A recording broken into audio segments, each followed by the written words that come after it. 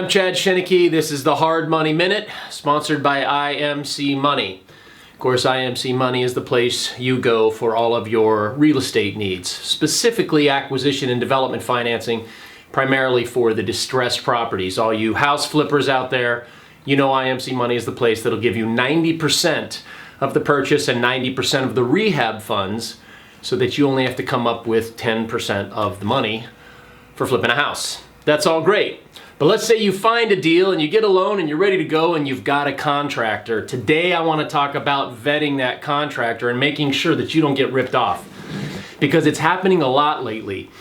Now listen, if you're going to go out and do $10,000, $15,000, $20,000 worth of work on a house and you're not going to hire a contractor, that's fine. If it's some carpet and some paint, things like that, and you're going to do it yourself, okay. But if you're going to hire a contractor, which most of you do, especially if you're going to be moving a wall or you're going to be increasing the square feet of the house, or if you're going to modify it dramatically, you're going to get a contractor.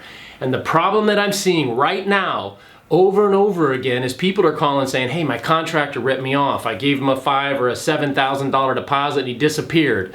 Or my contractor gave me a bid for $75,000 for this house. We're halfway through it and he's raised it up to $105,000. All kinds of things that he didn't see beforehand.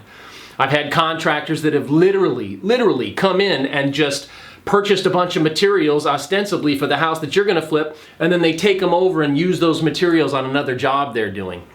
This kind of thing is happening a lot. And I just want to make sure you're doing your due diligence when it comes to vetting your contractor. Now, most of you went through some sort of real estate training before you went out and flipped your first house. And if you did, they probably taught you, wherever you got your training, probably taught you how to vet that contractor. Well, whatever steps you learned to vet your contractor are the steps you need to implement right now. Vet that contractor.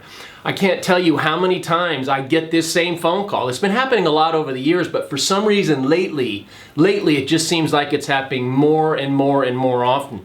People will hire a contractor, go in, the next thing you know, that contractor is gone. So be sure you vet your contractor. Get the references. Take a look at their state license. Take a look at the last job that they did. Get several references of happy, satisfied customers and find out the good and bad of that contractor.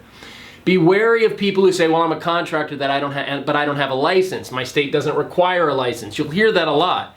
And that's true. A lot of people can be a general contractor and they don't have to have a specific general contractor's license if they're not doing any heavy lifting on the house, if it's mostly just more of the light carpet, paint, that sort of thing. But if your house needs a contractor, be sure you have vetted them. I don't want to see what has happened to a lot of my clients happen to you. So be really solid. Make sure you fully vet that contractor. Make sure you know everything about him.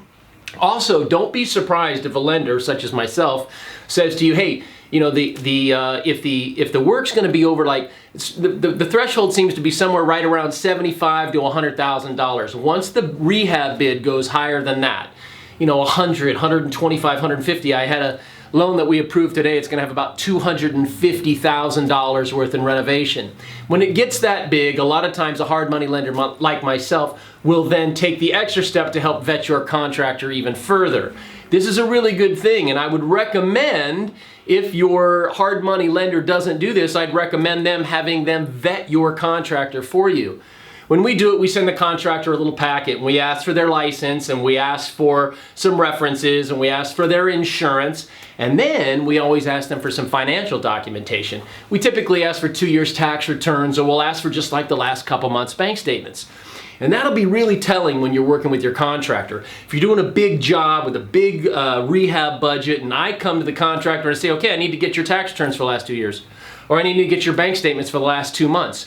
Initially we'll get some pushback like, well, I've never had to provide that before, I've been in business for 30 years and I don't need to show you that kind of stuff. That's fine, then you don't have to be the contractor on this job. The reputable ones will understand that we're just trying to do our due diligence. We're going to approve a $240,000 rehab bid. We want to make sure that the contractor is going to be there for the long haul. So we'll ask for a little bit of documentation and we'll vet the contractor. This can be a really good thing for you as well. This just happened last week. We had a contractor who was really being hesitant in giving the documents to us. Every time we'd ask for something, there'd be some excuse why they didn't have their license or why they couldn't provide this or couldn't provide that. It was a $180,000 bill. So we finally, the day before closing, we still don't have everything. We're scheduled to close the next day. We still don't have everything.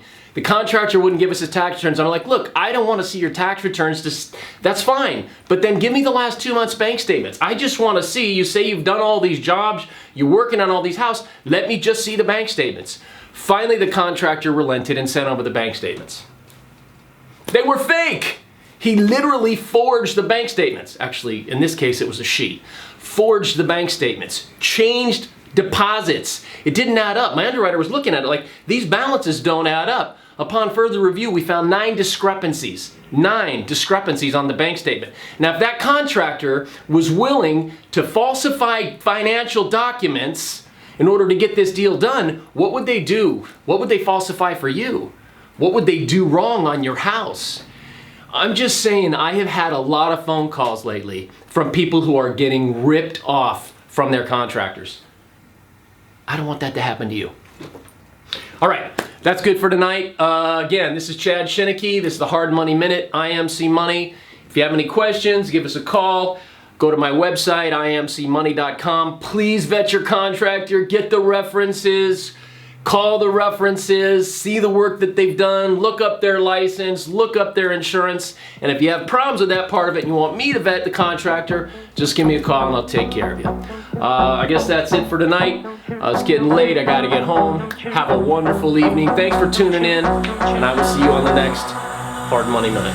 Don't you know?